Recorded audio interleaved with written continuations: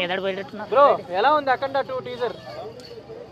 చాలా బాగుంది భయ్య. ఫస్ట్ బాలయ్య బాబు ఈ వయసులో కూడా అంత ఎనర్జీతో సినిమా చేయడం అనేది ఒక రేంజ్ రెస్పాన్స్ అవుతుంది. ఆ విజువల్లో ఆయన ఫైట్ చేస్తూ నడుచుకుంటూ వస్తుంటే ఆ మనుషుల్ని ఇలా తిరగబెట్టడం ఒకటి, చుట్టూ కూడా సోలం ఇలా తిరుక్కుంటూ కూడా నరుక్కుంటూ వెళ్ళిపోతున్నాడు.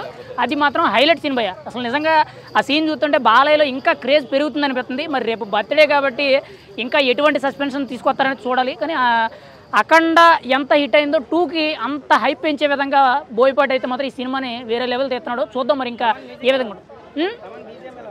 తమన్ బీజిఎం అంటే ఇంక చెప్పుకొని అవసరం లేదు కదా. తమిళ్లో అనిరుద్ధ్ ఎలాగో తెలుగులో మనకి ఇక్కడ తమన్ అలాగ అయిపోయాడు. ఎంతసేపు కూడా వాయించడం, బాక్సులు బదలు కొట్టాలి అని చెప్పి ఆల్రెడీ గతంలోనే చెప్పాడు మనకి. మీరు థియేటర్లు తగలబెడతారో బాక్సులే తగలబెడతారో మీ ఇష్టం, నేను కొట్టాల్సింది కొట్టాను, మీరు ఎంజాయ్ చేయండి అని అన్నాడు. ఇప్పుడు అదే విధంగా ఉంది. విజువలైజేషన్ అయితే బాగుంది. నాకు కొంచెం అసంతృప్తిగా అనిపించింది ఏంటంటే బోయపాటి సినిమాలో కొంచెం అతిగా అనిపిస్తుంది. ఏంటంటే ఏది చూసినా కానీ కొంచెం రియాలిటీ కంటే కూడా అతి ఎక్కువ చూపెడతారు. ఇప్పుడు ఆ సోలం అనేది ఇలా తిరుక్కుంటూ వెళ్ళిపోయి నరుక్కుంటూ వెళ్ళిపోతుంది. అది కొంచెం ట్రోల్ అవుద్దే అనిపిస్తుంది. కానీ ఏదేమైనా సరే బాలయ్యకి బోయపాటి కానంటే ఆ మాత్రం ఉండాలి. ఎందుకనంటే ఆ మాత్రం మాస్ లేనిదే జనాలకు కిక్ ఎక్కదు.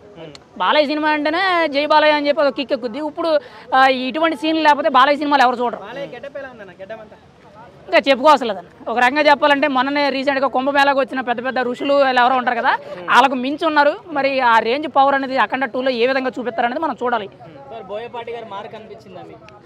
అది ప్రతి సినిమాలో కనబడదు కదా.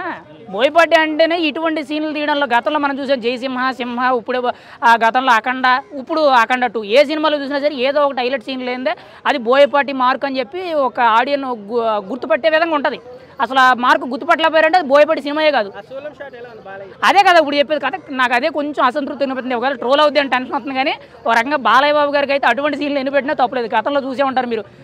ముఖ్యంగా తొడగొడితే ట్రైన్ వెళ్ళిపోవడం కానీ, లేదనంటే బండి ఇలా ఎత్తితే ఏకంగా వెహికల్ ఇలా పైకి లేపడం, ఇటువంటివన్నీ కూడా మంచి హైలైట్ సీన్లు. మరి అఖండ 2 అనేది వెయిట్ చేస్తున్నాం ఎలా ఉంటుంది అనేది.